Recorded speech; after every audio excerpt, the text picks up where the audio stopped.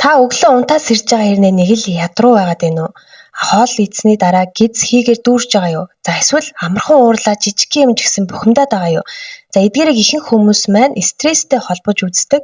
Гэвч дорны уламж дангаа ухааны хувьд үүнийг илэгний энерги гацсны дохио гэж үздэг.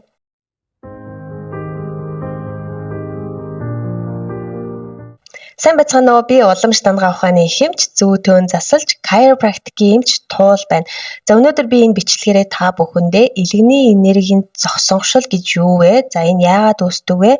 Ямар арга хэмжээ авч энэ энергийг тэнцвэржүүлэх вэ гэдэг талаар та бүхэндээ энгийнээр тайлбарлаж өгье. За бичлэгээ заавал дуустал нь үзээрэй.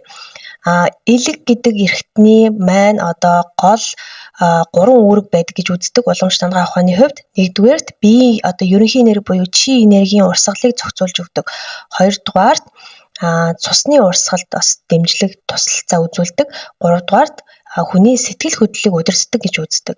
За тэгэхээр энэ илэгний энерги маань аль нэг сувгийн хэсэг газраа бөглөрөөд гацсан тохиолдолд биднэрт янз бүрийн шинж тэмдгүүд илэрдэг гэсэн үг. Тэгээ үүнийг илэгний чи энергийн зогсонгошил гэж нэрлэдэг. За үүнийг хэдүүлээ замын төвчрэлтэй бол зүүрлэж болно. Зам төвчрэхэд яадаг вэ? Яг тэрэн шиг энэ бие дотор маань энергийн урсгалын төвчрэл явагдчихна гэсэн үг. За илэгний энерги зогсонгошоод гацах үед бол дараах шинжүүд илэрдэг. Нэгдүгээрт өглөө ядруу сэрэх, хоёрдугаарт хоол идэх дараа гиз хийгээр дүүрэх, гуравдугаарт хоолны дуршил хэлбэлзэх, дөрөвдүгээрт амархан уурлах, сэтгэл тогтворгүй болох, за тавдугаарт толгой өвдөх, ялангуяа чамархаа эсгээр, зургадугаарт нүд улаах, хуур арших, за долдугаарт эмэгтэйчүүдийн маань хувьд сарын дэмдгийн асуудлууд үүсдэг. За сарын дэмдэг ирэхгүй байх, ирэхгүй удах, алдагдах, сарын дэмдэг өвдөлттэй ирэх зэрэг орно. За эдгээрийг хүмүүс маань тус нь ойлгоод, тус нь онцлуулах гээд ингээд цаг алдаа яваад байдаг. Гэвч энэ маань нэг үндсэн шалтгаантай байх магадлал маш өндөр гэсэн үг. Яагаад илэгний энэ чи энерги маань зогсонгошиж гацдаг вэ гэхээр нэгдүгээрт стресс сэтгэл хөдлөлөд дарах гадагшлуулахгүй гэсэн үг. Тэгээ хоёрдугаарт хөдөлгөөн багтаа байх, гуравдугаар суугаа ажил эрхлэх, дөрөвдүгээр тослог хоол унд шарсан уурсан хоол ихээр идэх, тавдугаарт алкогол, эмийн буруу хэрэглээ, за зургадугаарт нойр дутуу удаа явах энэ шалтгаанууд бол ордог. За тэгвэл яаж энэ энергээ тэнцвэржүүлж урсгалын эргээгээ сэргээх вэ гэхлээр хөдөлгөөн байгаа хамгийн чухал нь. За өглөөд бол ялангуяа маш сайн сунгалт дасгалыг хийж явах хэрэгтэй.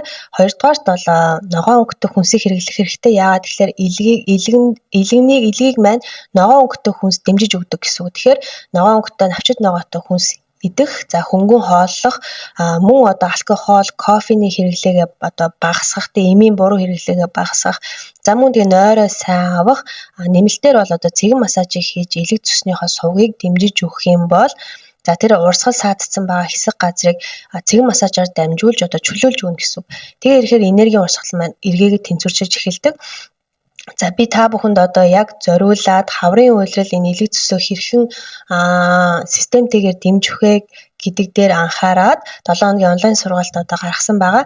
За энэ онлайн сургалтанд яг элэг цусыг дэмжих 7 хоногийн хоолны дэглэмжээр мөн йогийн хичээл, за тэгээд цэгэн массажны аргууд, сувгийн сунгалт, за тэгээд элэг цусны энэ онлын ийм сонирхолтой хичээлүүдийг би та бүхэнд яг ийм шатараалтайгаар заах болно.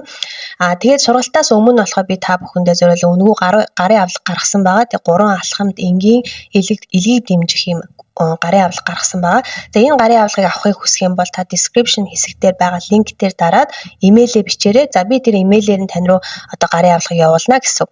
Мөн сургалтын мэдээллийг авахыг хүсэх юм бол бас description хэсэг дээр би оруулчихъя. Тэгээ та бүхэн тийш ороод сургалтын талаар мэдээлэл аваарай. Тэгээ мөн энэ бичлэг та бүхэн таалагдсан бол subscribe дараад like, comment бичээрэй. Мөн цаашдаа ямар бичлэг үзмээр вэ, те ямар өвчлөлийн талаар, ямар эргэтэн тогтолцооны талаар мэдмээр байгаа вэ гэдгээ хуваалцаарай. Тэгээд би тэрийг уншиж байгаа та бүхэндээ зориулаад дараагийн бичлэгээ гаргах болно. Тэгэхээр дараагийн бичлэгээр уулзцгаая.